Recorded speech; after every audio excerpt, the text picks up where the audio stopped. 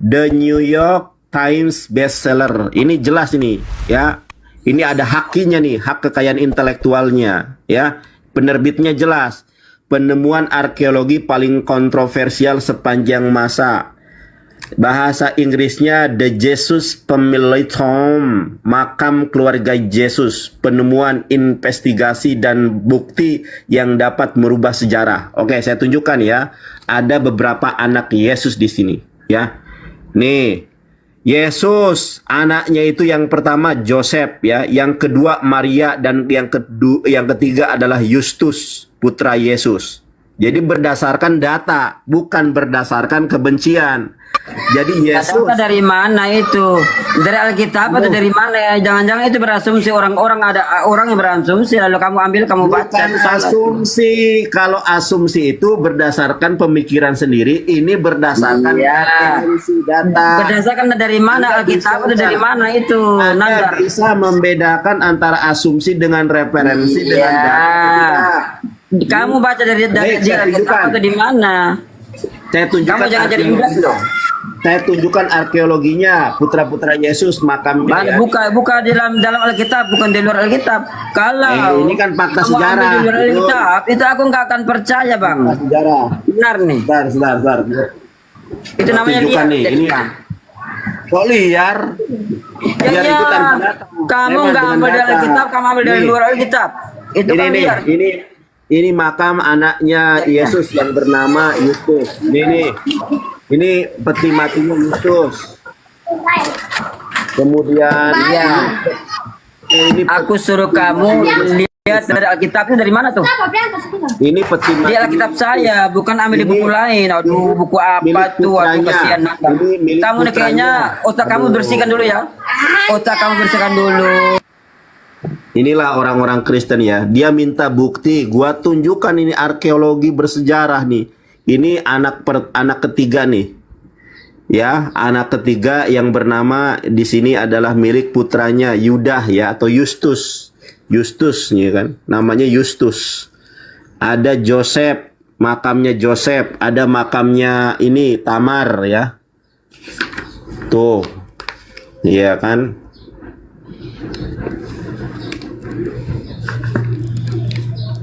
Nih, ini ada bahasa Ibraninya nih, ya. Ini ada bahasa Ibraninya, tulisannya kurang jelas, tapi di sini ada he, ada vav, ada nun, ya. Merum. Apa ini nggak jelas tulisannya, teman-teman ya, sorry ya. Nah, ini data semua, bukan saya bohong, data semua ini, tuh. Data semua ini orang Israel. Tuh, ini aja ini nih IF apa namanya itu? Tentara Israel ini ya. Tuh mau nyanggah apa lagi, datanya lengkap kok. Kecuali saya ngomong tanpa data. Orang datanya dari Israel, kecuali yang nulis orang Islam, mungkin tendensinya subjektif ya. Ini yang nulis orang Kristen dan Yahudi kolaborasi. Mau disanggah gimana sih? Yang nulis orang Kristen itu data arkeologi ya, apalagi diterbitkan di Amerika. Amerika ini bukan Indonesia, bro. Di Amerika ini harus benar-benar, kalau dia mau menerbitkan buku harus benar nih, datanya benar atau tidak. Di sana nggak boleh ada berita bohong, itu nggak boleh. Kalau saya itu by data, kalau ngomong, saya itu orang hukum, praktisi hukum saya ini, lawyer saya ini. Ya, lawyer saya ini, nggak mungkin saya berbohong. Karena saya tahu implikasi hukumnya apa kalau saya berbohong. Kalau saya menghujat itu tahu implikasinya. Makanya ketika membuat judul atau tema apapun, saya sudah memikirkan konsekuensinya apa, dasar hukumnya apa. Itu namanya asas legalitas. Nah,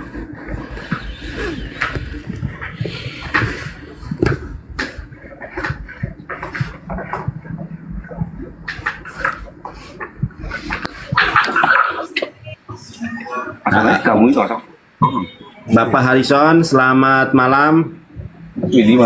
Bapak kalau selamat malam, selamat pagi nih Dodong. Baluap, Dudung. Saya evangelis Yonatan Nandar, bukan Dudung. Baluap.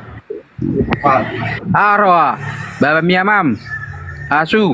Mama miamu. Apa Bapak mau naik ke sini mau ngapain Pak Harrison? Mau saya injili atau Bapak mau curhat? Mengejili. Mau diinjili? Alhamdulillah, puji Tuhan, Bapak mau diinjili sama saya. Pak, sekolah apa SD? Hah? Sekolah apa masih SD? Allah, Semar Badranaya. Umur sampai pagar, nggak sampai sekolah. Ya. Anggap saja saya tidak sekolah. Sekarang orang yang tidak sekolah boleh bertanya kepada orang yang sekolah seperti Bapak ini. Ya apa masuk kok kau bilang Yesus kawin punya 3 anak?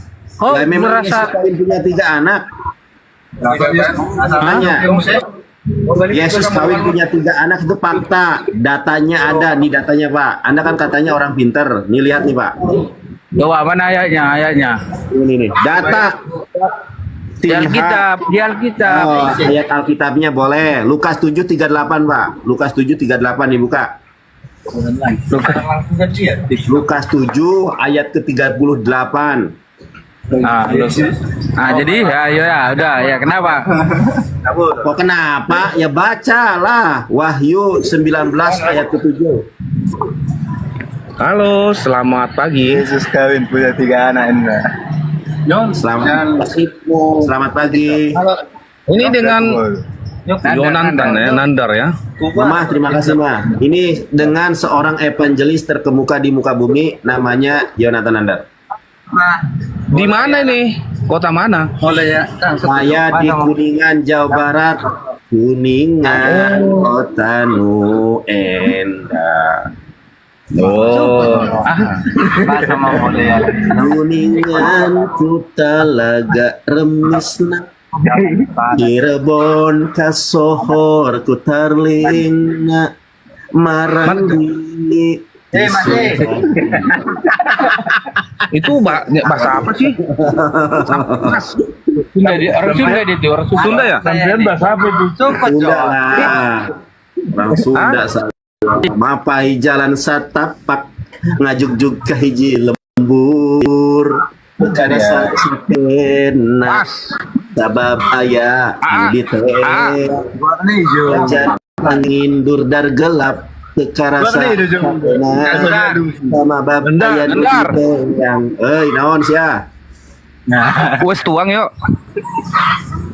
ini bukan kita tidak membahas bahasa Sunda, kita membahas tentang Kristen ini.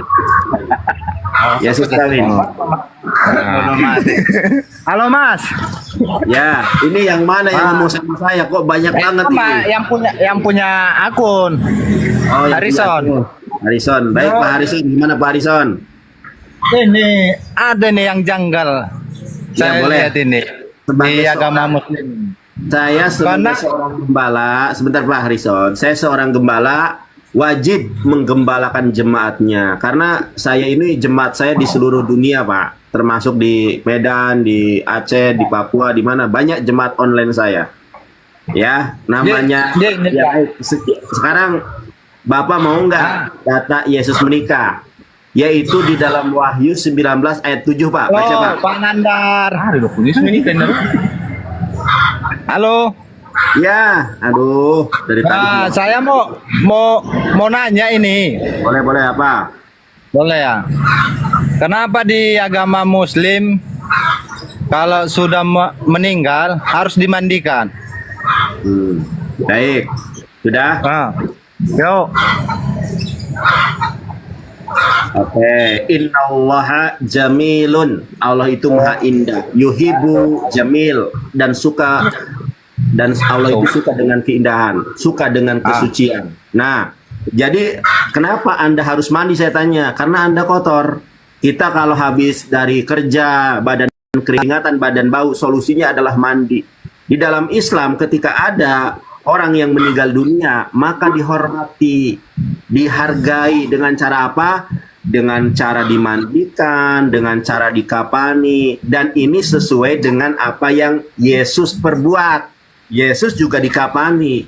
Anda harus tahu, matinya Yesus itu dikapani, bukan pakai jas. Yesus juga itu dimandikan jenazahnya.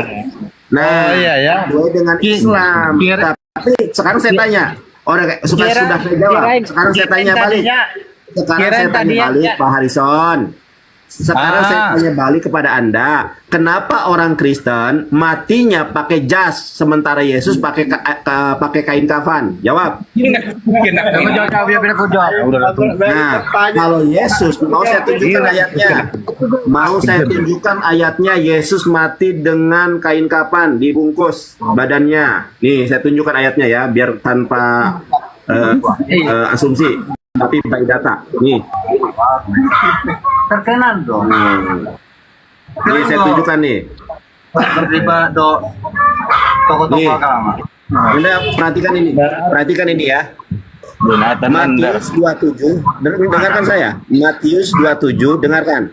Dan Yusuf pun mengambil mayat itu, mengkapaninya dengan kain lenan yang putih bersih. Sama dengan umat Islam. Kalau ada orang meninggal dikafani. Pertanyaan saya, kenapa umat Kristen kalau mati bukan dikafani tapi dijasin seperti pengantin? Jawab.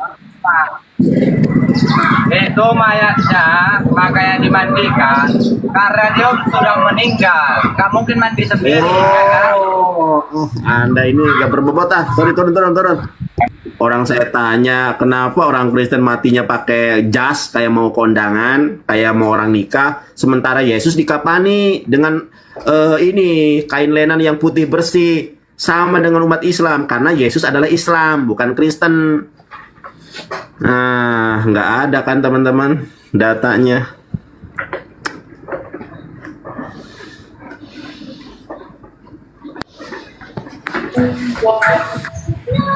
Si Bagalagu, ada yang mau disampaikan si Bagalagu?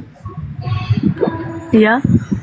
Ya. Kan tadi Nandar bilang evangelis terkemuka ya. Iya, terkemuka di dunia. Tapi kok nggak viral kau Nandar, kayak si apa itu si Hotman Paris itu kan kaya, kan terkemuka itu. Kau kayak mana tiap hari live? Baik. Oke, baik. Saya ini evangelis terkemuka. Sebentar berarti dulu. Nggak berguna kau Nanda, nggak dipakai. Aduh, si Bagalagu. Nggak dipakai di Indonesia ini. Bagalagu, sabar dulu kan Anda bertanya. Nah, enggak kan aku nanya tadi evangelis terkemuka. Kayak siapa itu? Live terus kerja, kayak mana terkemuka, live terus kerjanya. Aduh, sebentar. Kalau Hotman Paris itu bukan evangelis, Hotman Paris itu pengacara. Ya kau kan pengacara juga nya, cuman nggak dipakai di Indonesia ini. Baik, boleh saya tanggapi? Nggak dipakai, nggak berguna. Kerjanya live terus di TikTok. Kamu mah bukan bertanya tentang Kristen, kamu bertanya tentang pribadi, ya. Ya, tidak semuanya urusan pribadi saya publis di TikTok, di YouTube ya, teman-teman ya. Bertanya saja tentang Kristen. Yang Kristen. Apa ini si Kristen ini? Masuk. Halo, makasih ya. Bang Nandar udah diapa tadi itu kawan itu sebenarnya. Oh iya, yang benar dong satu-satu. Iya, itu dia. Ini Bapak. Pertanyaan dia kan sudah saya jawab. Sekarang saya tanya sama Bapak. Yesus meninggal dunianya dikapani dengan kain putih bersih. Sekarang saya tanya kepada Bapak Harrison, Pak, kenapa orang Kristen matinya itu dipakaikan jas kalau untuk laki-laki, perempuan gaun pengantin? Apa jawaban Bapak? Itu pertanyaan saya. Kalau menurut saya nih, kalau pakai jas kan namanya kita pun di kehidupan sehari-hari, kalau pakai jas itu kan sudah pakai yang terhormat itu. Nah, ketika dia meninggal, itulah lambang menghormati dia gitu loh. Baik, sekarang saya tanya, di dalam 1 Korintus 4 ayat ke-6, jangan melampaui atas apa yang tertulis. Iya. Mengkapani, memakaikan jenazah dengan busana seperti yang Anda katakan itu tadi, katanya menghormati, itu dasar mana? Sedangkan bentuk penghormatan menurut bangsa Israel, menurut Torah, menurut Yahudi bukan dengan jas, karena jas itu adalah budaya paganisme Romawi dan Helenisme Yunani. Nah, sedangkan menurut ajaran Semitik itu adalah pakai kain kapan. Nih saya tunjukkan ya. Anda tahu ayahnya siapa itu? Ayahnya Yesus itu siapa? Bapak angkatnya tahu? Nah ini, coba Anda baca di sini. Matius 27 nomor 59. Dan Yusuf pun mengambil mayat itu, mengkapaninya dengan kain lenan. Apakah menurut Anda Yusuf mengkapani Yesus ini adalah bentuk menghinakan, karena bentuk penghormatan itu katanya pakai jas. Sementara Yusuf saja memakaikan Yesus itu adalah dengan kain kapan, mengkapaninya dengan kain lenan yang putih bersih. Kenapa Anda orang-orang Kristen justru bukan mengkapani jenazah, justru memakaikan gaun pengantin, yaitu jas hitam, kalau perempuannya gaun pengantin perempuan. Ini tidak ada dasarnya. Kalau menurut Anda itu adalah bentuk penghormatan kepada orang meninggal dunia, berarti Anda menuduh Yusuf meledek Yesus dengan menggunakan kain kapan. Harusnya Yesus juga pakai jas hitam. Nih saya kasih tahu, itu jas hitam itu adalah budaya Romawi. Coba Anda ketik aja di Google sejarah jas, ya. Jas itu sejarahnya dari orang-orang Romawi. Nggak ada, itu bukan bentuk penghormatan. Kalau pakai jas itu harusnya pakai kain kapan. Siapa yang melestarikan itu? Bukan Kristen, orang Islam. Orang Islam itu kalau mati, kalau meninggal dunia, pakai kain kapan seperti Yesus. Nah, terdiam kan? Di mana ayat Alkitab pakai jas itu?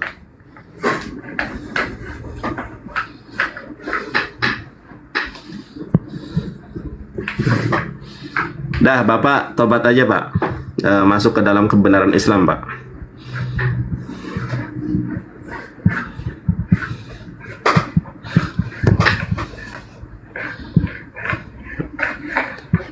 Tobat saja kamu punya rupiah.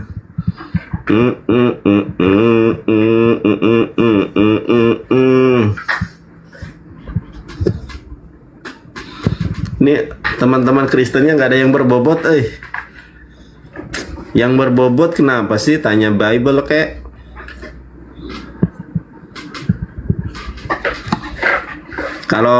Kalau cuma ini ya, ini si jual beli naik ya kan. Percuma kalau nggak ada ilmu. Saya pengennya yang berilmu lah.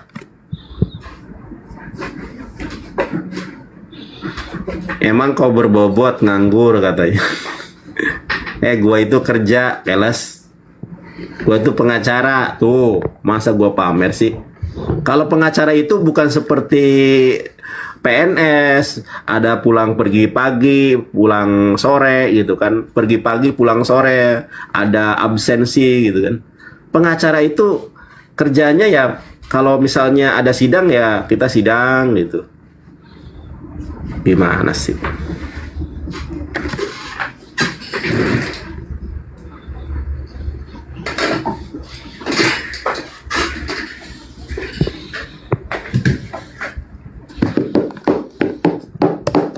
Pak Harrison kenapa tercengang ya?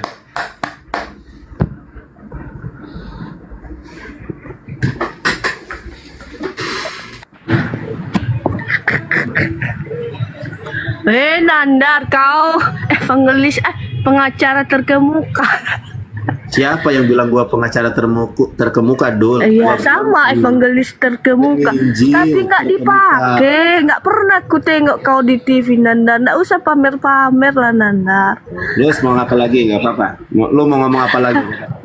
Enggak, sombong kali. Tahu nggak iblis itu jatuh dari surga karena kesombongannya. Iya, yang sombong Itu sekarang juga manusia itu kalau terlalu sombong jahat yang juga sombong lu itu Nanda. siapa? Yang sombong itu adalah orang yang kemudian menuhankan manusia. Itu sombong. Nggak ada itu yang sombong itu ada adalah lah, ketika pamer, ketika saya dia tunjukkan datanya. mengatakan Saya dia tunjukkan pengacara. datanya. Woi, Tapi nggak mau saya pernah tunjuk- dipakai, nggak mau pernah saya lihat tunjukkan kamu datanya atau tidak? di Mau TV atau di mana-mana. Nggak pernah. Ah, ini mah nggak jelas nih si Balagu mah. Kalau saya itu nggak pernah sakit hati kalau orang menghujat saya.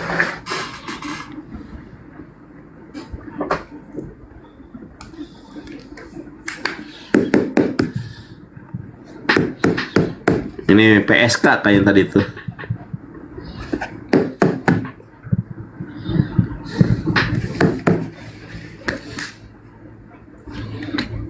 Nggak ada yang berbobot Kristennya.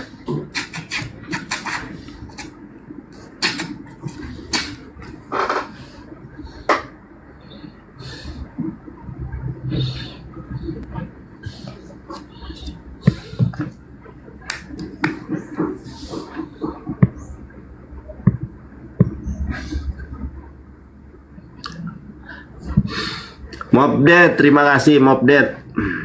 Saya cari Oten ini aja di ini nih di apa namanya itu live host Ambon Champion. Ini Ambon Champion ini Kristen apa Muslim nih? Ambon Champion.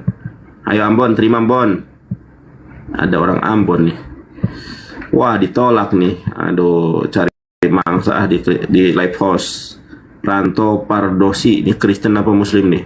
Klik. Kalau di Komal nggak ada yang berbobot Kristennya.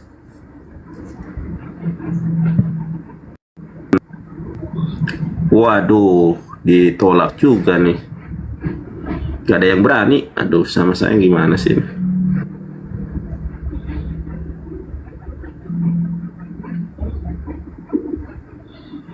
Ipan mini crop.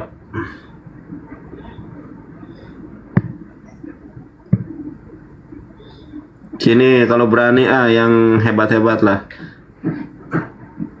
Muslim aku nggak naikkan dulu ya. Aku mau satu-satu dulu. Kalau yang Kristen yang bagus yang ada ilmu ya naik aja. Kalau yang nggak ada ilmu sorry ya. Ada jual beli, aduh jual beli. Amanah Shop ini Kristen apa Muslim? Muslim kayaknya ya.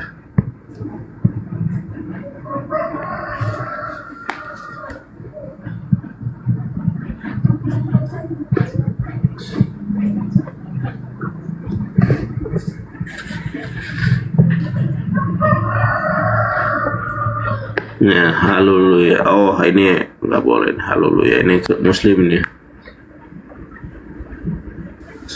Halo. Ya.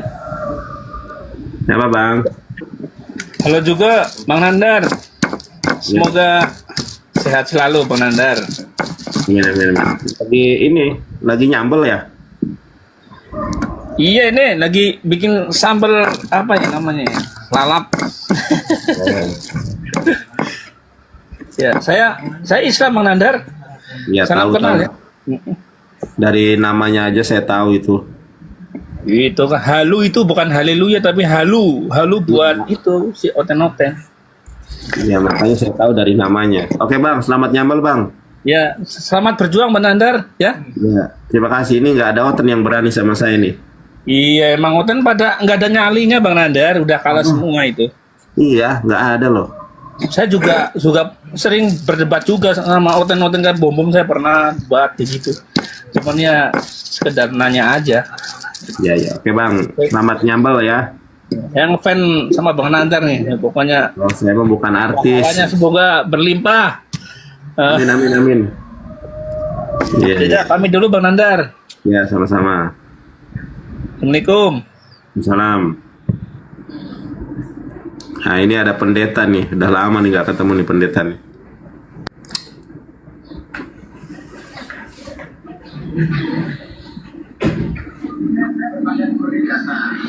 Bapak 1XL, pendeta 1XL. Kemana aja nih Pak? Halo, siang Bang Nandar.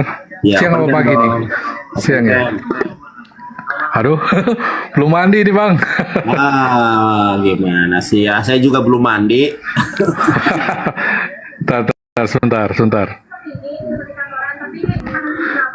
Open cam jadi ini. Aduh. Iya, open cam lah. Kalau open cam layarnya presisi, kalau enggak saya kecilin. Aduh. Enak open cam aja biar enak. Nah, pasti ganteng gitu Pak. Kalah ganteng saya. Suara saya jelas ya, Bang Nandar? Jelas. Oke. Ya.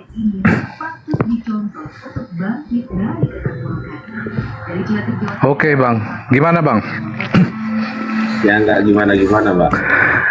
Ini kayaknya temanya Yesus kawin terus nih kayaknya.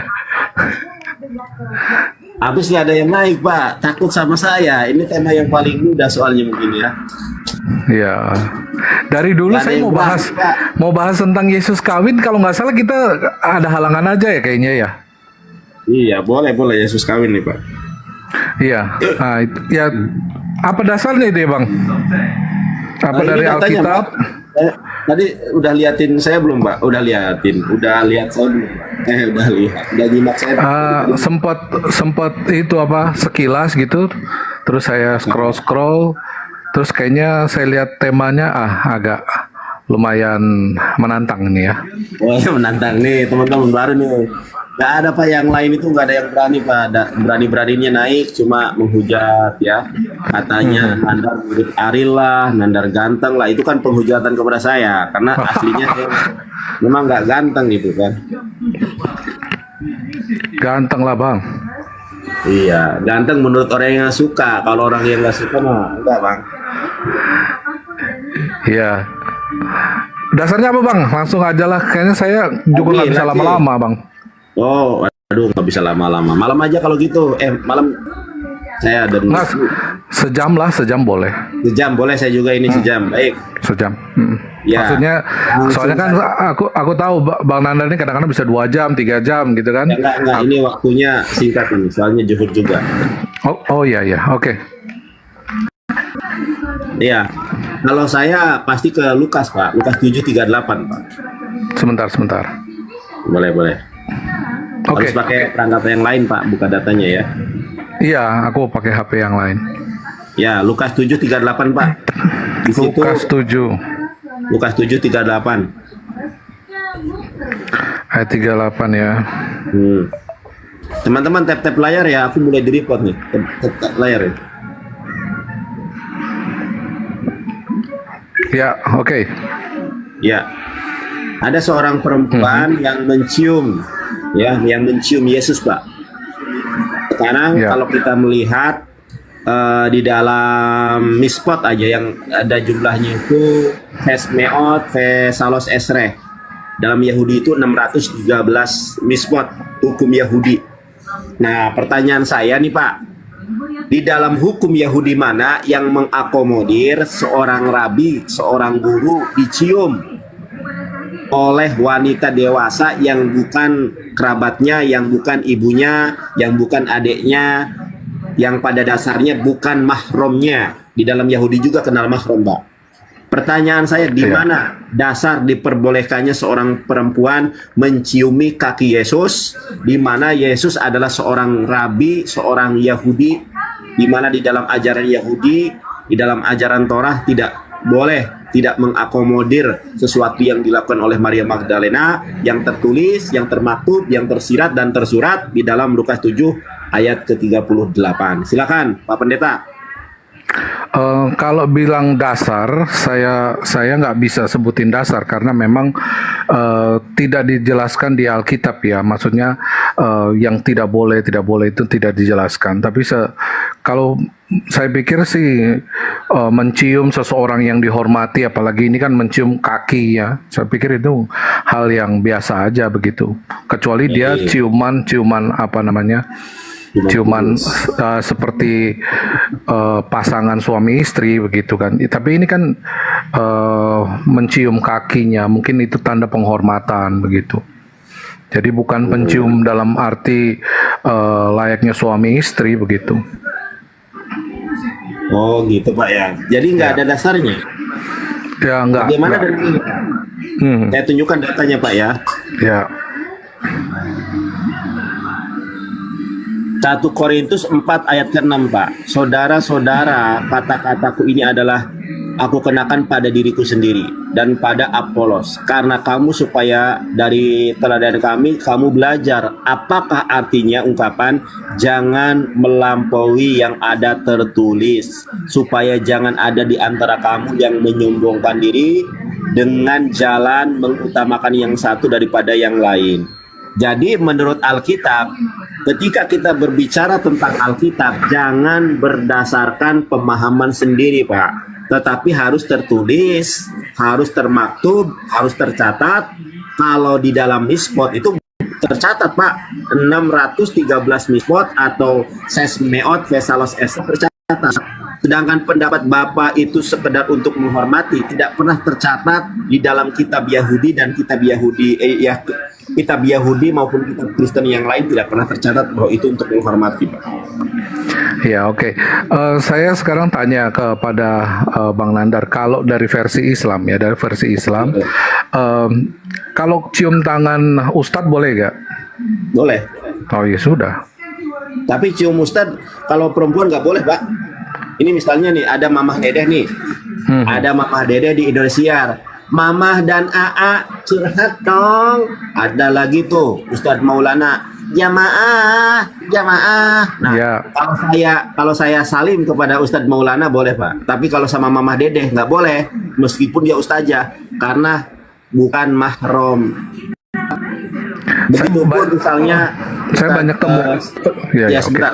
Saya misalnya ustadz nih, saya kan bukan ustadz ya. Ada orang perempuan cantik, bahenol, nerkom, ya ngepen sama saya. Bang Nandar, saya ngepen, pengen salim, nggak boleh Pak, karena bukan mahram. Bahkan Rasulullah SAW mengultimatum, ditusuknya salah seorang di antara kalian dengan jarum besi lebih baik daripada menyentuh wanita yang bukan mahram. Itulah Islam sebagai langkah preventif, upaya agar mencegah terjadinya perzinahan. Menyentuh wanita saja nggak boleh, apalagi mencipok, mencium, apalagi raba kini, raba bawah nggak boleh.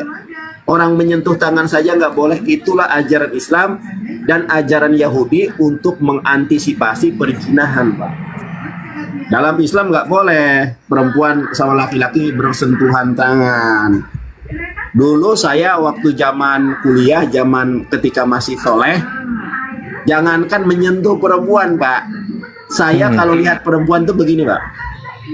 Menundukkan Gak berani lihat mata. gadul basor. Namanya dalam Islam gadul basor. Dulu waktu kuliah, Pak, saya itu dalam bahasa Sundanya saceduh metu sajagat nyata. Wah, saceduh metu sajagat nyata, Pak. Karena kenapa? Dulu saya itu menjaga pandangan dulu, Pak. Menjaga pandangan, tidak pernah menyentuh wanita, tidak pernah mencium wanita, tidak pernah pacaran. Dulu, Ya. sekarang sudah punya istri. Jadi Tuh nggak boleh laku kan? Pak. Laku lah, ganteng kok. Bukan masalah ganteng atau tidaknya, Pak, tapi kita nggak boleh pacaran.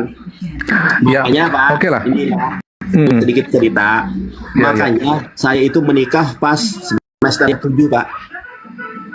Masih kuliah, Pak. Kenapa? Karena syahwat saya itu, libido saya udah nggak kuat nih. Belum kerja, ya kan. Habis kan di kampus tahu sendiri, Pak. Di kampus itu wanita-wanita, remaja-remajanya, mahasiswinya itu kan pakaiannya kayak gimana. Kita memang gadul basor, Pak. Cuma kan ada pandangan-pandangan yang tak terkontrol. Maksudnya kita lagi jalan kan, lagi naik Ya, motor, gitu kan. Nggak mungkin kan kita nunduk pandangan gini kan, nabrak. Nah, akhirnya saya mencari wanita nih yang menerima apa adanya. Saya belum kerja, ada yang mau. Nikahlah kita. Dulu waktu masih kuliah, Pak. Oke, itu jawaban Oke. saya. Silakan. Oke, jadi kalau menurut saya tadi ya, saya bilang bahwa ini sebenarnya sebatas penghormatan. Kalau menurut saya, kalau dibilang dasarnya, mungkin saya nggak bisa tunjukin ya. Saya nggak bisa tunjukin. Jadi itu terima kasih. saja. Ya. Silakan. Udah berarti ragu. Maksudnya ragu apa? Ya, Maksudnya atas itu pendapat pribadi sendiri kan, bukan berdasarkan data. ya, oke lah, oke, Terus yang mau bisa diperdebatkan apa, tapi Pak? tapi begini, coba sekarang lihat aja di Yahudi sekarang, yang mereka kan tetap pegang Taurat toh, mereka udah cipika-cipika udah biasa Nah, di Yahudi Bapak, sekarang. sekarang minta saya tunjukin kepada Bapak Matius 5 ayat 20, Pak. Tolong Pak, bacakan Pak. Matius 5 ayat 20, Pak. Matius 5 ayat 20. Ya, Matius 5 ayat 20. Ya.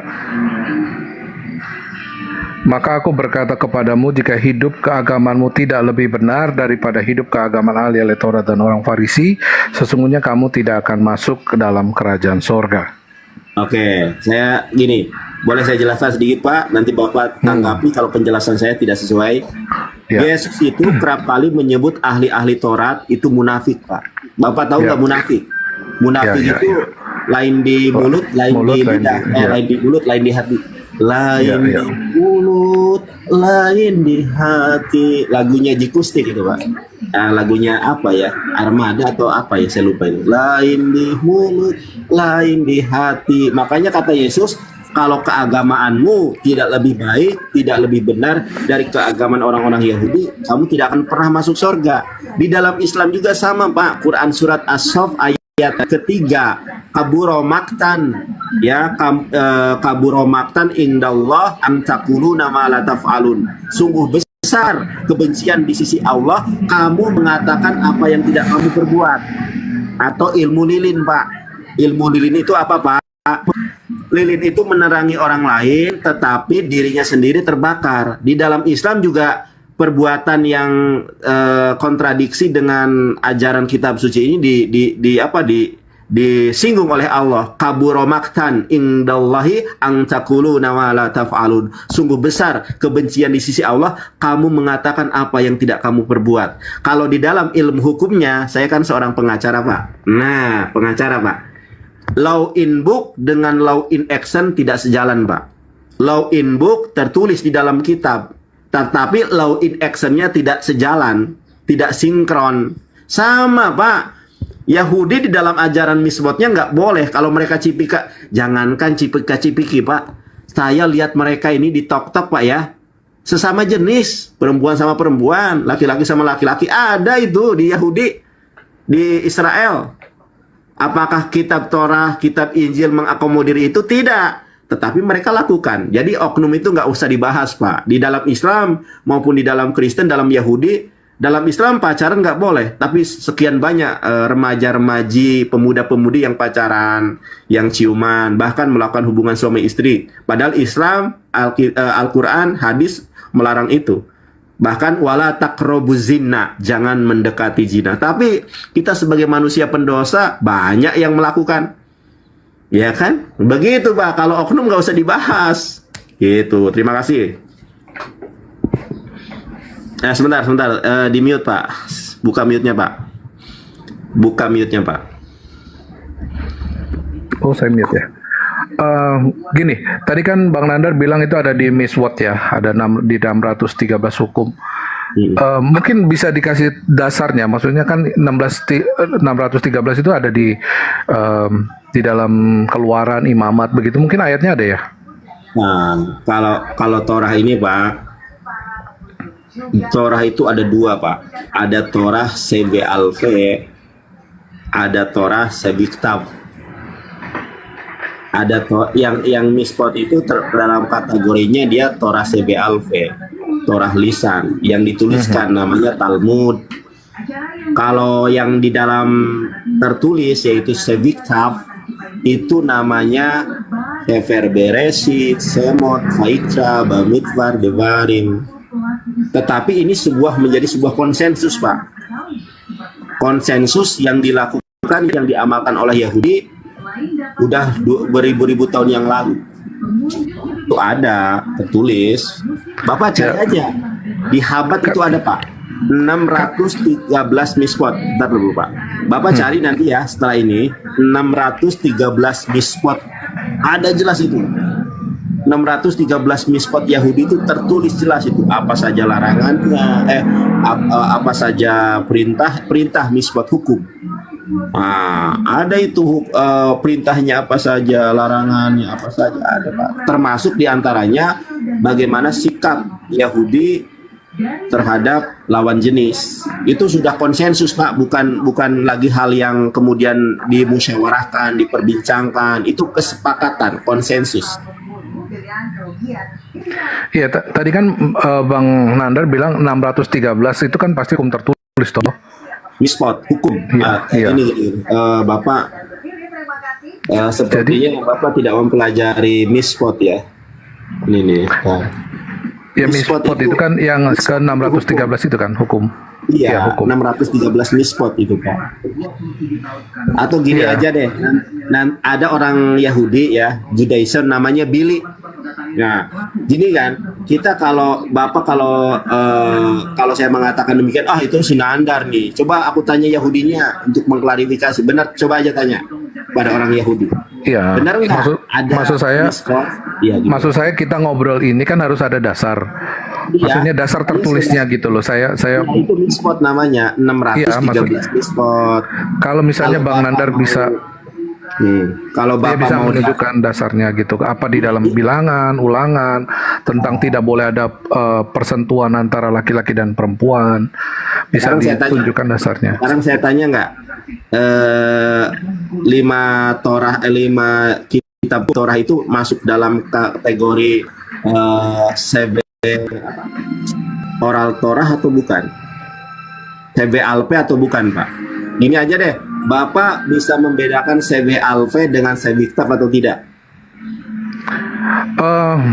Yang saya tahu ya memang tertulis kan ada di dalam. Yang saya tanya, Pak, yang saya tanya, Bapak mampu tidak membedakan CV Alpe dengan CV kitab? Enggak.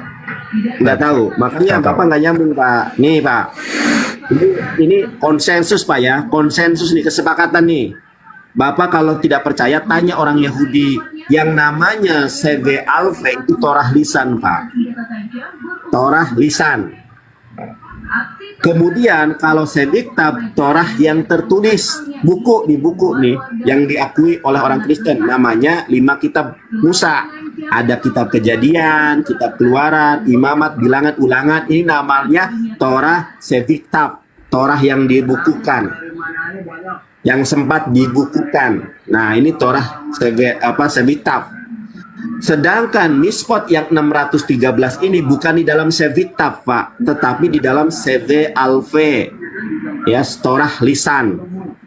Jadi nggak ada di dalam CV kitab, Pak, adanya di dalam Torah CV Alfe, Torah lisan. Di mana Torah lisan ini adalah wahyu Tuhan yang disampaikan kepada Musa, tapi tidak sempat dituliskan atau menjadi penjabaran dari apa yang diterima oleh Musa, gitu, Pak.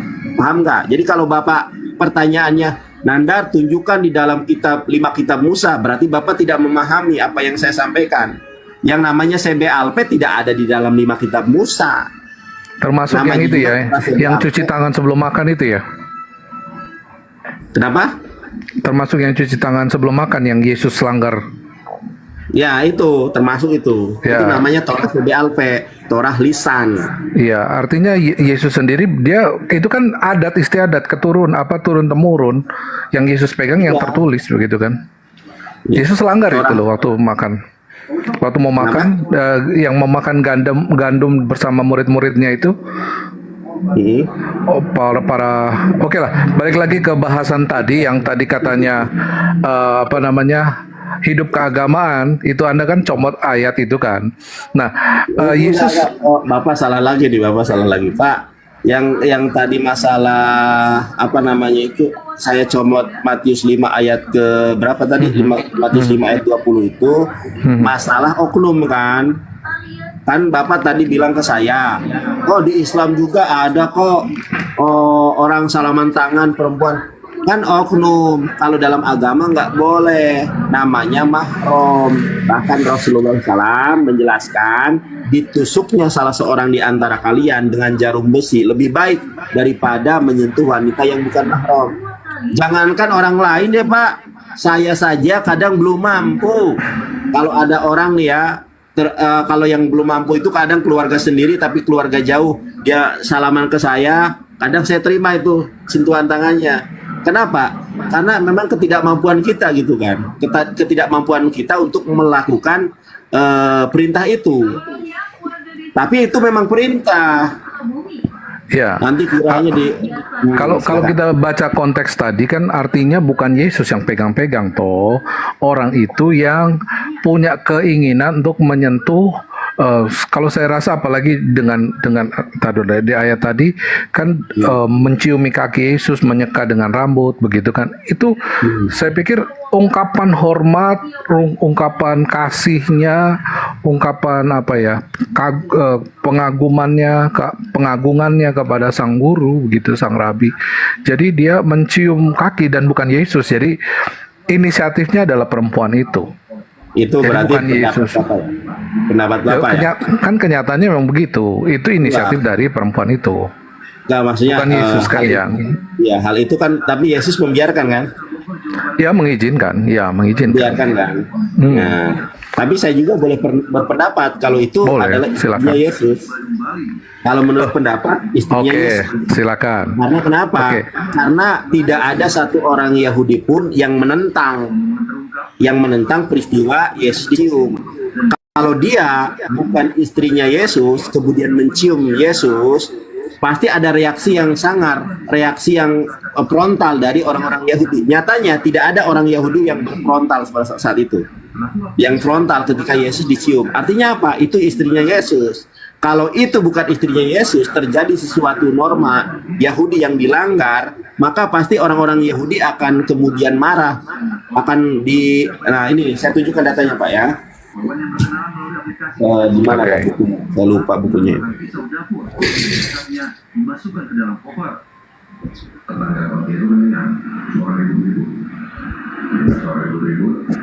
Langsung dia keluar, tiba-tiba si tersangka itu membawa koper turun sambil mungkin dibakar. Lalu dia secara itu memberitahukan polsek meminta untuk menunjukkan Nih Pak.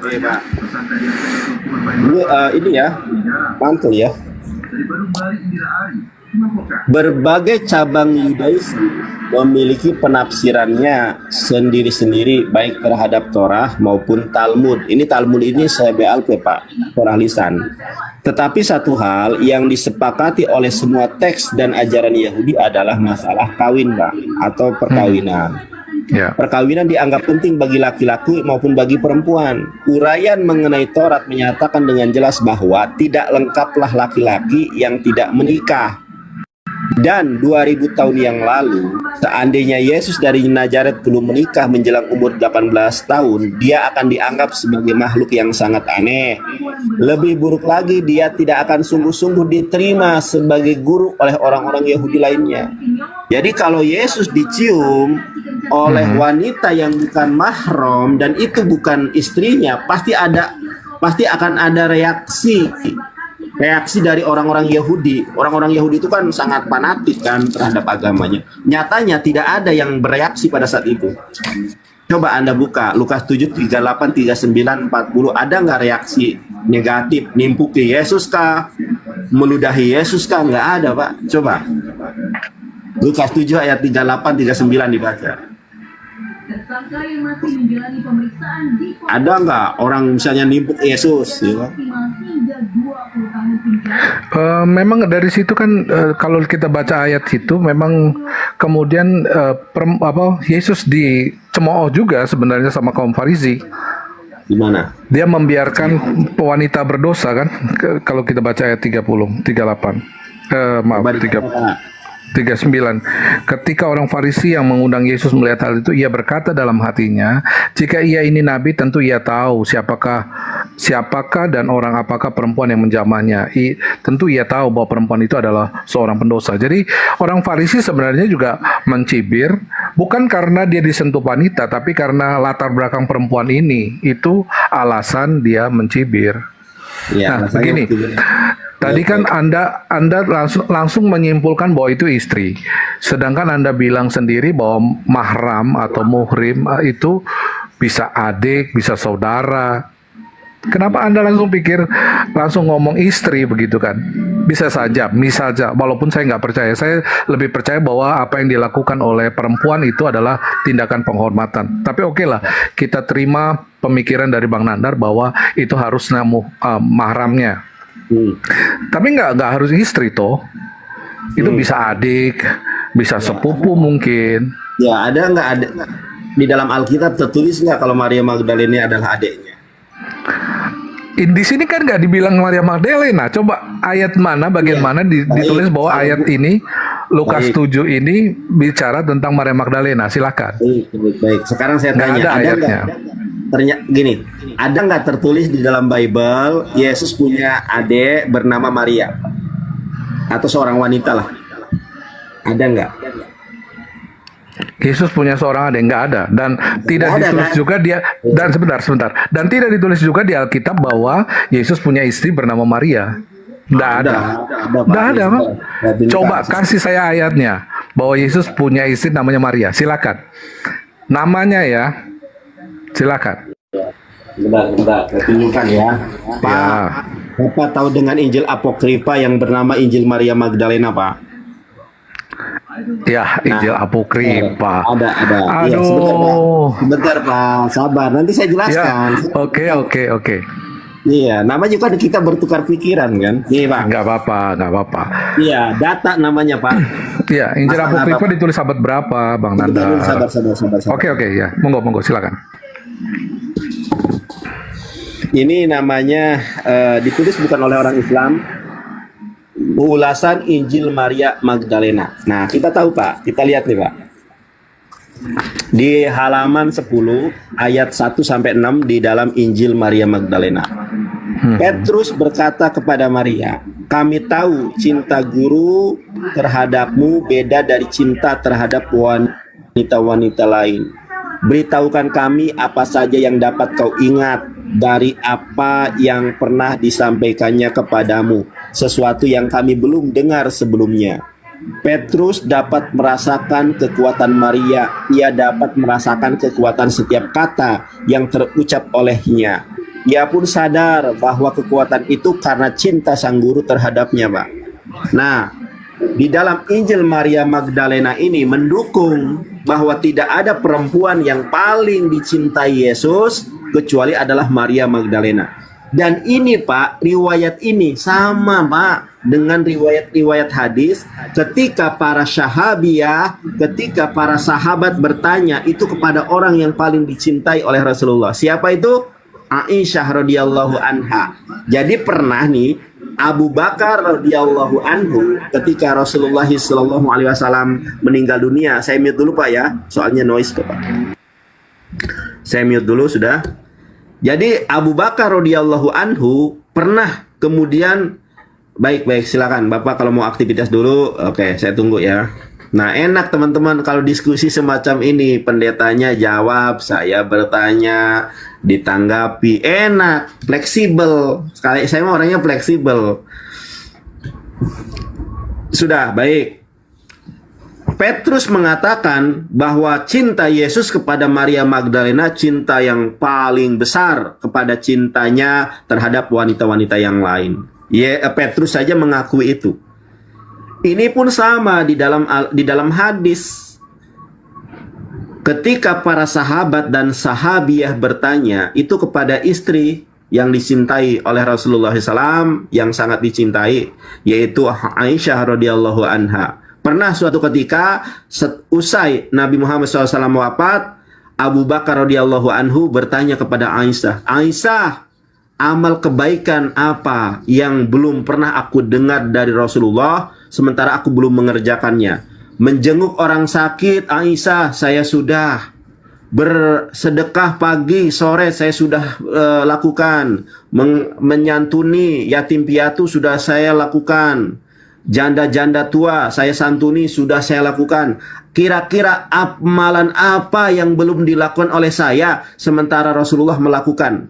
Nah, jadi Abu Bakar ini bertanya kepada putrinya yang dianggap mengetahui sesuatu yang dikatakan oleh Rasulullah yang dia tidak tahu. Sama seperti Petrus bertanya kepada Maria sesuatu yang tidak pernah diketahui oleh Petrus tapi diketahui oleh Maria Magdalena. Kata Aisyah radhiyallahu anha, tiap pagi Rasulullah SAW itu menyuapi orang kafir Yahudi yang tiap sore, yang setiap pagi menghujat Rasulullah SAW. Kalau ayahanda mau melakukan apa yang Rasulullah SAW lakukan, silakan pagi ini ke pasar. Di situ ada orang Yahudi tua, matanya buta, itu menghujat Rasulullah SAW. Akhirnya Abu Bakar ke sana, Pak, menyuapi orang tua Yahudi ini. Tapi orang tua Yahudi ini merasa heran. Abu Bakar menyamar jadi Rasulullah ya, maksudnya seolah-olah itu adalah Rasulullah. Si orang Yahudi ini mencaci maki Rasulullah, menghujat. Abu Bakar nggak sampai hati, akhirnya dilelepkan tuh. Si makanannya ini dilelepkan, bahasa Indonesianya dilelepkan itu apa ya? Intinya bahasa Sundanya itu dilelepkan lah, lelepkan tenaonnya bahasa Indonesia. Nah, orang Yahudi ini merasa, ini kok beda. Kata Abu Bakar, aku memang bukan Rasulullah. Aku bukan Muhammad yang tiap pagi menyuapi engkau. Aku Abu Bakar. Kata orang Yahudi tua ini. Lalu kemana orang yang biasa menyuapi aku? Itulah yang nyuapi engkau ini, nama yang kau hina, yaitu Nabi Muhammad. Akhirnya orang Yahudi ini masuk Islam karena keteladanan Rasulullah. Begitu improvisasinya. Diakui atau tidak, Pak, namanya Injil Maria Magdalena ini tertulis di dalam sejarah kekristenan sebagai sebuah Injil yang sudah ada. Dan satu hal, Pak, kanonik dan apokripa itu bukan kemudian kanonik asli, apokripa palsu. Bapak cari dan saya tunggu pencarian Bapak di mana kalau Injil apokripa itu adalah Injil palsu. Nggak ada, Pak. Injil apokripa itu artinya Injil yang tersembunyi.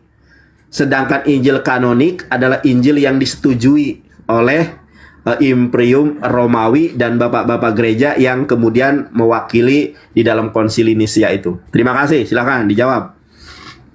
Oke, dah panjang lebar saya dengar. Oke lah, begini Bang, yang pertama tadi kan, Injil itu ditulis abad keberapa? Ya kan, Injil apokrifa, Injil Maria Magdalena kan, yang Anda sebutkan tadi, itu ditulis abad berapa? Jadi memang setelah abad kedua, abad ketiga itu banyak tulisan-tulisan palsu dan mengaku Injil, itu banyak. Itu satu. Yang kedua, tadi Anda bilang si Petrus bertanya kepada Maria Magdalena. Tapi kan di situ nggak disebutkan, bahkan di Injil yang apokrifa yang Anda tunjukkan itu nggak disebutkan juga bahwa Maria Magdalena adalah istrinya. Di situ cuma dikatakan bahwa cintanya lebih daripada kepada yang lain, begitu. Kita punya anak, misalnya perempuan semua, kita bisa aja cinta salah satu lebih dari yang lain, itu bisa gitu loh. Jadi nggak harus istri. Kenapa ujung-ujungnya tadi di Lukas dihajar, dia dipaksakan itu harus istri. Terus kemudian di apa namanya, Injil apokrifa ini lagi dipaksakan itu harus istri. Padahal nggak ada tulisan yang mengatakan itu adalah istri. Sedangkan Anda tadi kan membandingkan dengan Aisyah. Kalau Aisyah kan jelas-jelas memang istri. Istrinya Nabi Muhammad kan, itu jelas-jelas dan sudah tertulis. Saya nggak tahu tertulis di Quran atau tertulis di hadis ya, karena saya kurang paham agama Islam. Tapi itu jelas sudah tertulis bahwa Aisyah memang istri. Tapi kan Maria Magdalena bukan, nggak pernah ada tulisan yang mengatakan dia adalah istri. Selain ya cocokmologi gitu. Cocokmologi, cari nama Maria. Padahal Maria yang dimaksud itu adalah Maria saudara Lazarus. Beda dengan Maria Magdalena. Dari situ aja udah jelas beda. Di Lukas 7 tuh nggak disebutkan nama perempuan itu Maria, bahkan nggak disebutkan. Itu cuma perempuan berdosa begitu aja kan. Dari mana bisa dibilang bahwa itu adalah Maria Magdalena begitu. Jadi harus punya dasar yang kokoh gitu. Jangan cuma sekedar main tembak, mengambil comot beberapa ayat dan kemudian buat kesimpulan begitu. Jadi begitu dari saya, bahwa di dalam Lukas itu tidak disebutkan bahwa sebentar Bang ya. Boleh, silakan. Udah, maaf. Jadi nggak ada disebutkan bahwa Maria Magdalena itu adalah istri, kecuali ya memang karangan ataupun cocokmologi kalau menurut saya ya. Baik, kalau boleh saya tanggapi, kalau Bapak meragukan Injil Maria Magdalena karena penulisan, Pak, jangankan Injil Maria Magdalena, Pak ya, Injil kanonik saja penulisnya tidak jelas, Pak. Jangankan Injil Maria Magdalena, makanya saya berani mengatakan Injil apokrifa definisinya bukan Injil palsu, Injil kanonika definisinya bukan Injil asli. Cari di dalam referensi kekristenan yang mana kalau kanonik dan apokrifa itu adalah definisinya asli dan palsu, bukan, Pak. Kenapa? Karena Bapak gereja mula-mula sadar betul bahwa penulisan Injil ini memang meragukan. Kanonik juga yang nulis siapa nggak diketahui, Pak. Dasarnya mana? Saya punya dasar. Saya dasarnya jelas, Pak ya. Ini adalah tafsir perjanjian baru, Pak. Tafsir perjanjian baru yang nulis bukan orang Islam. Kalau yang nulis orang Islam kan dituduhnya itu mah subjektif. Yang nulis adalah pastor, bapak gereja Katolik, anggota Seksama Penerbit Katolik Indonesia ya. Protestan nggak bakal ada, Pak, kalau nggak ada Katolik. Bahkan rujukan dari Kristen Protestan juga adalah bapak-bapak gereja Katolik kan, anggota IKP, Ikatan Penerbit Indonesia. Saya langsung saja ke penjelasan di halaman 165. Di penjelasan awal juga ada sebetulnya, tapi untuk mempersingkat waktu karena sudah hampir zuhur ya. Di halaman 165, Pak. Perhatikan ini, Pak. Injil menurut Markus. Pengarang sesungguhnya dari Injil ini, seperti juga dengan pengarang ketiga Injil lainnya, tidak kita ketahui, Pak. Bapak akui atau tidak, pengarang keempat Injil ini nama sesungguhnya nggak diketahui, Pak. Penyematan Matius, Markus, Lukas, Yohanes itu di abad kedua, Pak. Nggak diketahui. Jadi kalau Bapak merasa Injil Maria Magdalena tidak jelas asal-usulnya, jangankan Injil Maria Magdalena, keempat Injil saja tidak jelas asal-usulnya. Nah, kenapa Lukas 7:38 berkesimpulan Maria Magdalena? Datanya, tadi sudah saya sampaikan datanya Injil Maria Magdalena. Mana ya tadi ya? Datanya Injil Maria Magdalena. Bahkan di dalam Injil kanonik sendiri, ya, satu-satunya wanita yang bersandar di dada Yesus itu hanya Maria Magdalena. Di mana Bapak baca di dalam, sebentar ya. Bapak baca di dalam Yohanes 13, Pak. Yohanes 13. Bentar ya, penunjuk, saya cari penunjuk. Yohanes 13, Pak. Yohanes 13 ya. Ayat ke-23, Pak. Dan seorang di antara murid yang duduk bersandar di dada Yesus, Pak. Jadi ada seorang murid wanita ini ya, bersandar di dada Yesus. Dan seorang di antara para muridnya yang duduk bersandar di dada Yesus. Ia adalah orang yang dikasihi Yesus, Pak. Pertanyaannya, siapa murid yang dikasihi Yesus, Pak? Kok berani-beraninya bersandar di dada Yesus kalau bukan Maria Magdalena? Nih, saya tunjukkan kalau murid yang dikasihi Yesus adalah Maria Magdalena. Karena tidak mungkin ada murid yang berani ya duduk di dada seorang guru kalau bukan istrinya, Pak. Ya kan? Nah, oke, sebentar. Bentar ya.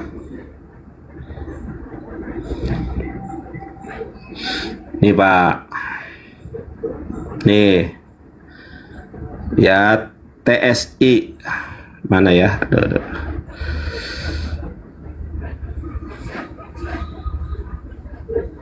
Nih, Pak, MLT 2008. Halo, Pak. Halo.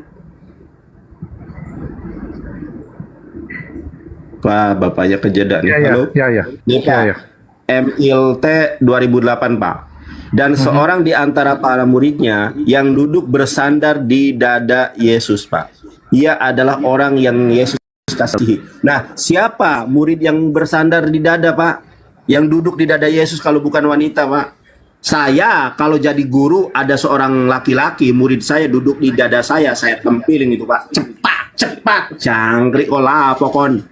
Nah, aku kok kon sandari cok lah pokon. Nah, kalau muridnya ini adalah istri saya duduk di dada saya, oh romantis sekali gitu kan. Nih saya tunjukkan siapa murid yang dikasih Yesus Pak. Nih, murid yang dikasih Yesus adalah Maria Magdalena. Dibaca Yohanes 19 ayat 25. Dan dekat salib Yesus berdiri ibunya dan saudara ibunya Pak, Maria namanya.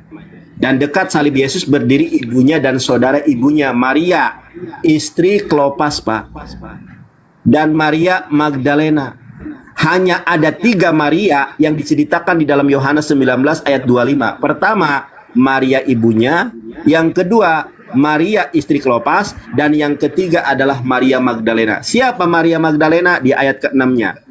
Ketika Yesus melihat ibunya dan murid yang dikasihinya di sampingnya, berkatalah ia kepada ibunya, "Ibu, inilah anakmu." Nah, di dalam tradisi Yahudi maupun di dalam tradisi Islam, yang namanya menantu itu disebut anak juga Pak. Ibu, inilah anakmu. Padahal anak menantu disebut anak. Sama di dalam Yahudi juga. Ternyata Maria Magdalena ini adalah menantu dari Maria ibu Yesus. Makanya satu-satunya murid yang dikasih Yesus yang berani duduk di dada Yesus hanya Maria Magdalena. Kenapa? Karena Maria Magdalena adalah istri daripada Yesus Kristus. Terima kasih. Oke. Silakan Bapak. Ya. Bapak udah terbincang nih Bapak deh. Enggak, justru karena saya tahu kebenaran. Jadi tadi silakan. Fix ya bahwa di Injil Maria Magdalena pun tidak pernah disebutkan Maria Magdalena itu adalah istri. Ya, jadi apa ya? Nggak punya dasar selain asumsi. Semua itu kan comotan dari ada perempuan yang mencium kaki Yesus. Padahal perempuan itu bukan Maria Magdalena, nggak disebutkan namanya di situ. Di situ cuma dikatakan perempuan berdosa, ya kan? Nggak disebutkan Maria Magdalena. Terus kemudian seorang murid yang dikasihi itu Yohanes, bro. Nah, itu Yohanes. Semua orang Kristen yang disebut murid yang dikasihi itu Yohanes. Jadi makanya saya bilang nggak punya dasar bahwa dengan tulisan, kalau tadi kan Anda menyamakan Aisyah dengan Muhammad, itu kan jelas itu ditulis bahwa memang Aisyah itu istri. Itu ada dasarnya. Kalau Maria, Anda cuma putar-putar, Anda comot ayat ini, padahal itu ayat-ayatnya pun salah begitu. Terus kemudian Anda buat kesimpulan. Itu yang menurut saya cacat logika itu menurut saya. Kecuali memang ditulis di Alkitab bahwa yang mengurapi Yesus itu adalah istrinya. Gitu, nggak pernah ditulis Maria. Kalau memang Maria itu adalah istri, tidak mungkin tidak disebutkan di dalam Alkitab. Tidak mungkin, bro. Tidak mungkin. Ini kan momen sakral namanya pernikahan itu. Apalagi ini bicara tentang tokoh sentral ya. Yesus adalah tokoh sentral dalam Injil. Kalau memang menikah nggak disebutkan, itu lucu sekali. Orang dia lahir, dia mati, dia disunat aja disebutkan. Jadi tidak ada dasarnya. Yang menulis ada tulisan kan, teman-teman Muslim sering bilang di mana Yesus mengaku akulah Tuhan dan sembahlah Dia. Kan sering kali teman-teman Muslim minta itu kata-kata itu persis harus seperti itu, akulah Tuhan. Dan dengan standar yang sama, itu juga akan membatalkan tuduhan kalian yang mengatakan bahwa Yesus menikah, karena di Alkitab tidak pernah ditulis bahwa Maria Magdalena menikah dengan Yesus. Itu tidak pernah ada. Gitu, bro. Jadi apa yang teman-teman Muslim seringkali tuduhkan ke kami itu ada cuma kalau menurut saya cocokmologi dari beberapa poin-poin ini gitu. Ya, dan tadi ya tentang siapa murid yang dikasihi itu jelas, itu Yohanes. Semua orang Kristen tahu murid yang paling dikasih itu namanya Yohanes. Baik, sudah gampang, ini bumerang bagi Papa, Pak. Bumerang ini. Jujur ini bumerang. Papa tahu bumerang nggak? Tahu. Bumerang itu kalau dilempar balik ke tempat kita sendiri. Di mute dulu, Pak. Silakan. Di mute dulu. Kalau sesuatu kemudian harus tertulis, Bapak lihat nggak? Tidak ada dalil Yesus mengaku sebagai Tuhan sembah aku, nggak ada dasar. Tapi orang Kristen kemudian mengaku Yesus adalah Tuhan, padahal tidak ada dasar dari mulut Yesus bahwa Yesus adalah Firman yang hidup, Tuhan yang menjelma menjadi manusia. Tapi orang Kristen percaya. Nah, Bapak mengatakan kepada saya, oh, Yesus menikah itu sakral, harusnya ditulis. Baca penutup Injil Yohanes, Pak.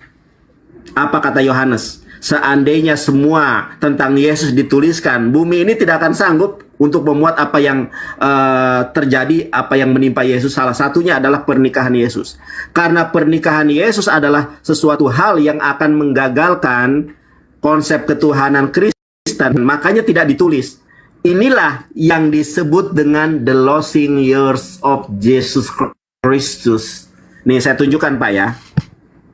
Jadi Yesus menikah itu ada tertulis sebetulnya, tetapi ditutupi oleh orang Kristen. Nih, di mana Yesus berada ketika berusia 12-30 tahun. 12 sampai 30 tahun. Kenapa para penulis gospel tidak menulis usia Yesus dari 12 sampai 30 tahun, Pak? Ini jawabannya. Makanya saya katakan bumerang buat Bapak. Kenapa bumerang? Karena mana mungkin ditulis sementara hal ini ditutupi, Pak, dari usia 12 sampai 30 tahun. Saya tunjukkan ya datanya nih. Ini dari Ibu Rita Wahyu nih. Dari Ibu Rita Wahyu saya tunjukkan datanya. Ya, Yesus itu kawin, Pak. Yesus kawin ya di sebentar ada datanya. Makanya ditutupi, Pak. Nah, ini ya, sebentar, sabar nih kan. Nih. Silakan cari di situ Yesus kawin berapa dengan siapa? Silakan. Ya, monggo. Iya, sabar, Pak. Di manakah Yesus berusia 30? Kenapa ini tidak ditulis dalam gospel? Karena akan menghancurkan iman Kristen. Nah, saya tunjukkan ya datanya nih. Di dalam Pirkei Avot, Perek Hames, Misfar, saya lupa, sebentar ya. Nah ini, Pak, di dalam Pirkei Avot, Bapak harus bertobat nih ya.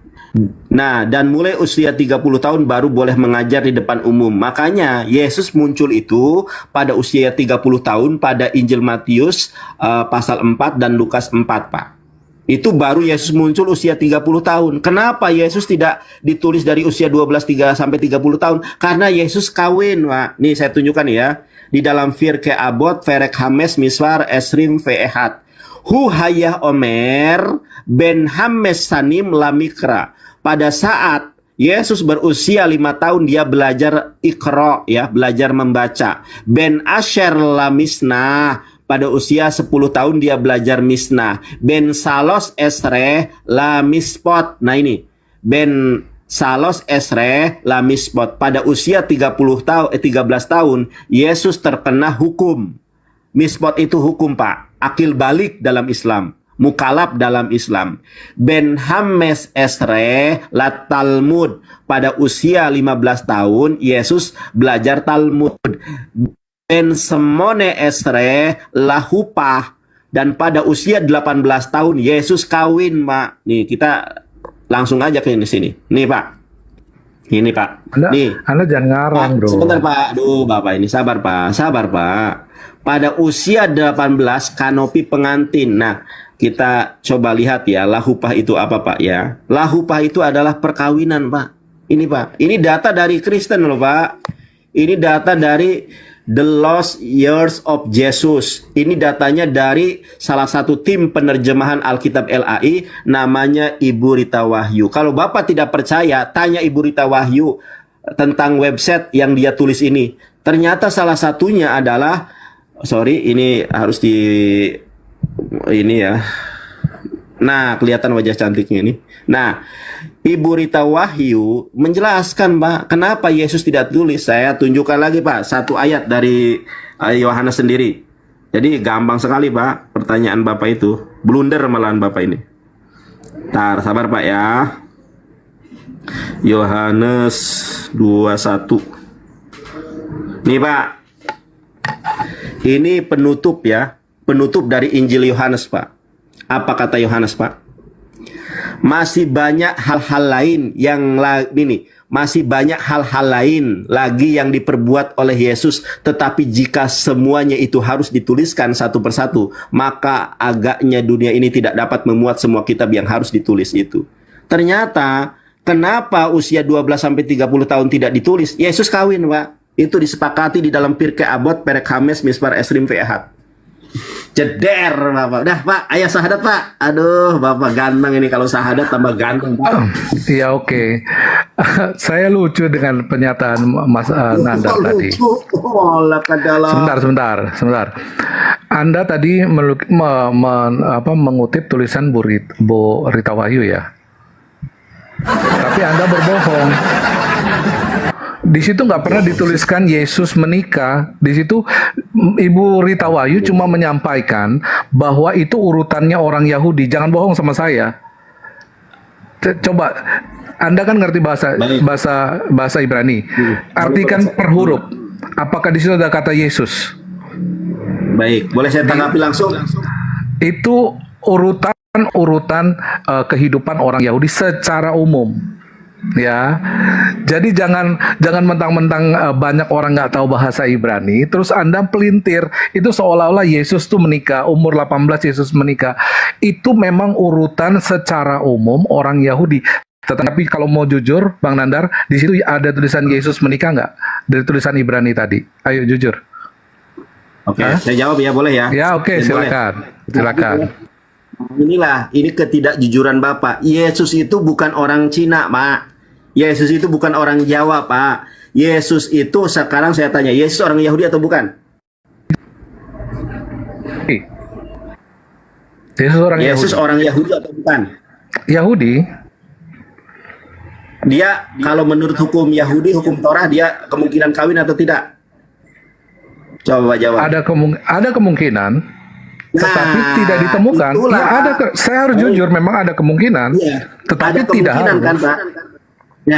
Ada kemungkinan, tapi tidak harus. Nah, yang saya kedepankan ini adalah kemungkinannya itu, Pak. Nih, makanya saya perkuat data saya atas kemungkinan tersebut. Data ini dibuat oleh orang Kristen nih, Pak ya.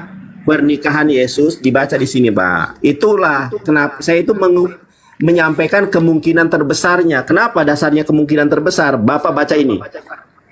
Berbagai cabang Yudaisme memiliki penafsirannya sendiri-sendiri, Pak, baik terhadap Taurat maupun Talmud. Tetapi satu hal yang disepakati oleh semua teks dan ajaran Yahudi adalah masalah perkawinan. Perkawinan dianggap penting bagi laki-laki maupun bagi perempuan. Uraian mengenai Taurat menyatakan dengan jelas bahwa tidak lengkaplah laki-laki yang tidak menikah.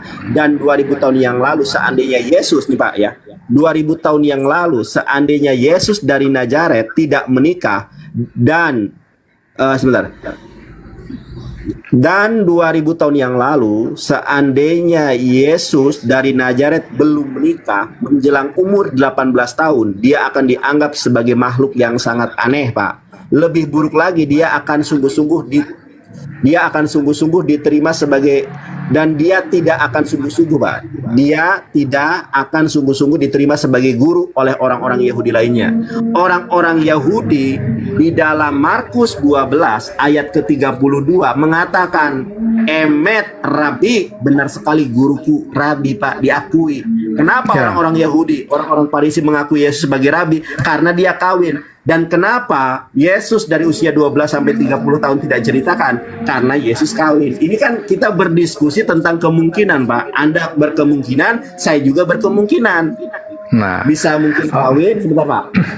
Jadi konklusinya Pak ya, Yesus itu bisa kawin, bisa tidak. Ya, saya tidak memaksa saya.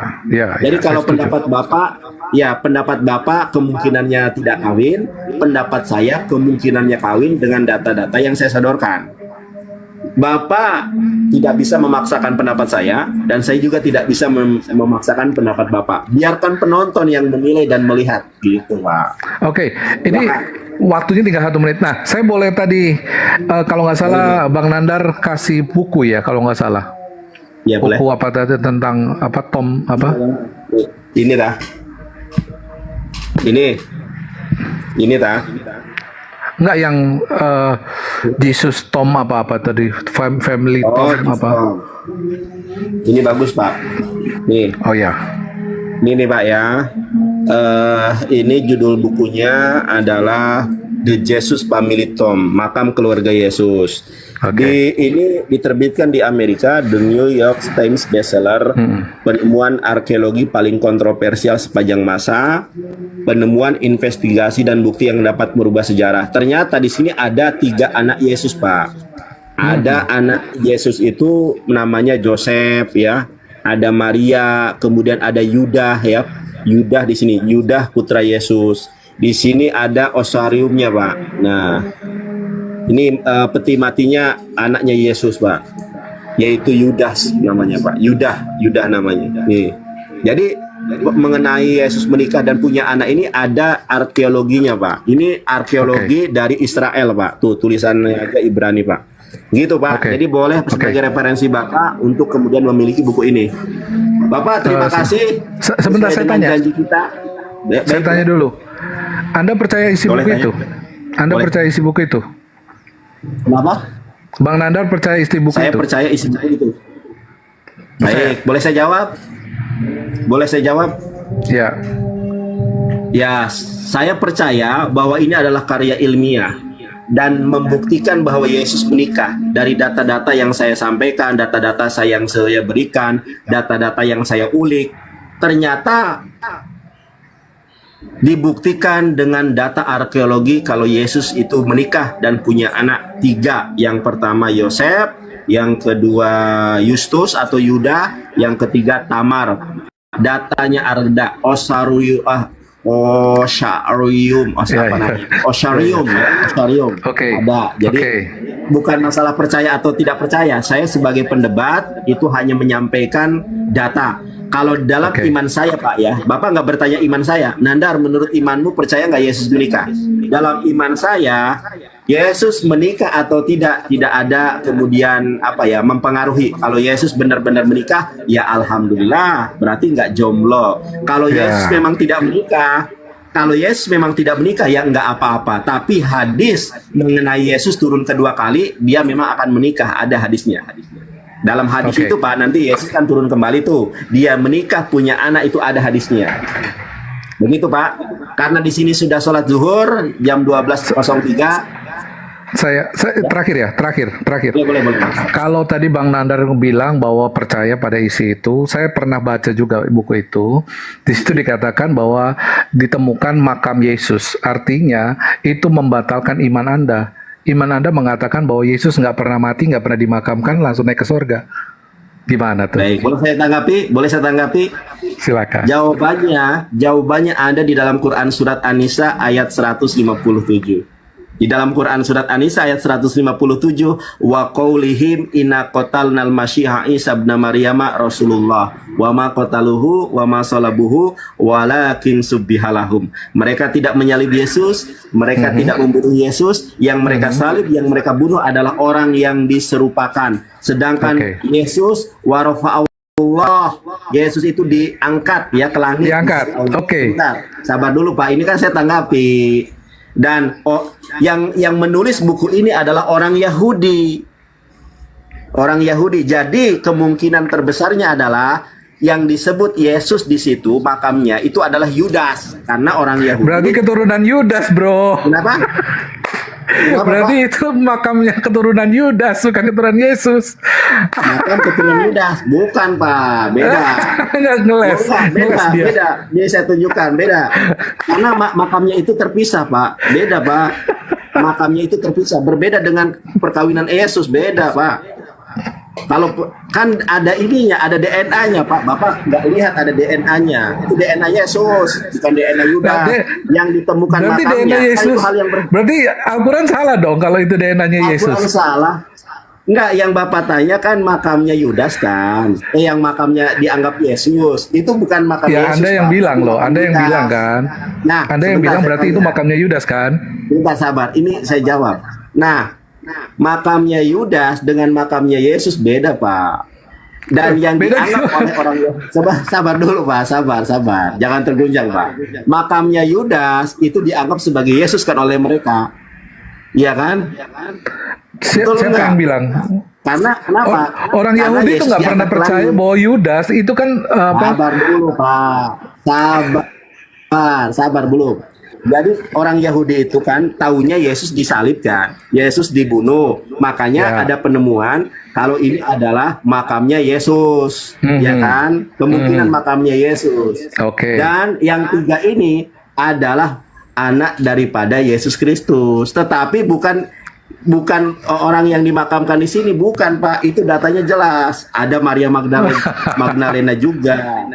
Anda mulai ngeles. Tadi Anda bilang di situ jelas sekali di situ. Ngeles, Itu Pak. Oke, baik. di Oke, dalam baik, buku. baik. Gini. Jujur ya. Di buku itu disebutkan Ya, itu gimana? Yesus apa Yudas? Ayo jujur. Itu makamnya Yesus apa makamnya Di Yudas? Di halaman buku berapa? itu. Di halaman berat, enggak gini. Sudah, Anda Sekarang kan saya sudah tanya, baca. di halaman Ya saya mana hafal semuanya lah.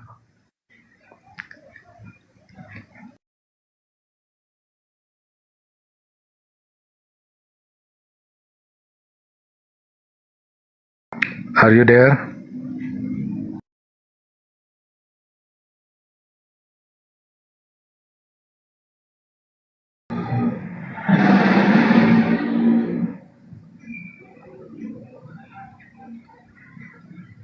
Oke lah. Masih 6 buah memiliki prasasti termasuk Yesus, putra Yosef, kedua Maria dan Yudas putra Yesus. Dan kalau di halaman berapa di situ ada makam Yesus? Ini makamnya nih.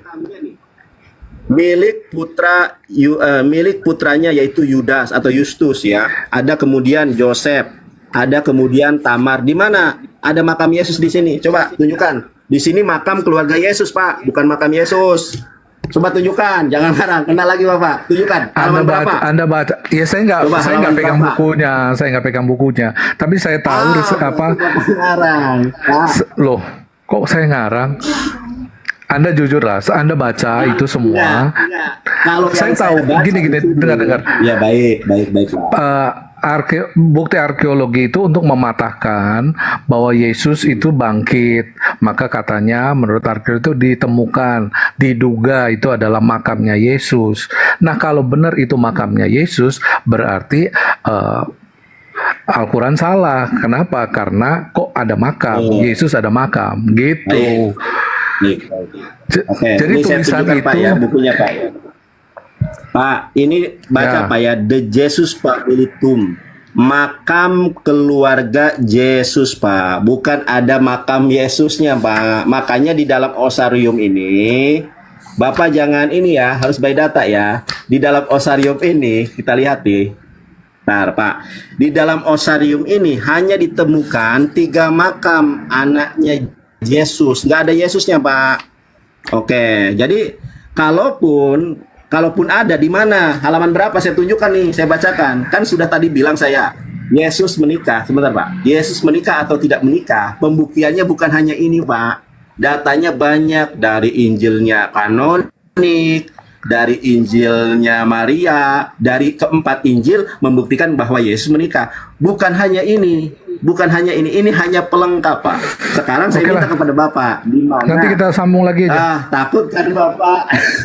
Bukan, saya mesti nganter makanan buat anak saya sekolah. Tadi kan saya udah bilang saya punya waktu cuma 1 jam. Nah mungkin nanti kita bahas lagi lah. Terima Saya kasih, setuju Bapak. kalau kita Ini bahas banyak lagi juga ya. lebih panjang. Nah, Iya. Oke deh. Baik, baik. Selamat Makasih siang. Pak ya. Ini Pak ya. Bang Nandar. Ya, baik, baik. Ya sebentar dulu. Oke. Sabar dulu. Teman-teman, saya apresiasi ya. Jadi saya itu berharap teman-teman Kristen ini seperti Bapak One XL. Jadi diskusinya enak. Kita ngomong, saya ngomong, Bapak XL diam dalam kondisi yang ramah tamah. Bapak XL tadi ada marah-marah nggak? Kayaknya enggak sih. Halo? Enggak, saya ada Kayaknya sih marah-marah nggak nggak. sama Bapak? Asik. Oh, Asik enggak, saya diskusi ada yang marah. asik. Enggak, Nggak ada. saya ada marah-marah ada. sama Bapak nggak? Nggak ada. Nah, itulah teman-teman. Jadi orang Kristen kalau mau diskusi sama saya seperti Pak Excel, kita itu bertukar pikiran. Tidak ada menang kalah di sini ya. Kita bertukar pikiran. Mudah-mudahan apa yang saya sampaikan menyebabkan Bapak One XL masuk surga dengan jalan masuk Islam. Karena kalau masuk Kristen nggak bakal masuk surga Pak Excel kalau dalam iman saya. Baik, terima kasih. Hati-hati Pak Excel ya, jalan ya. Oke. Ya, Tuhan berkati semuanya. Saya pamit.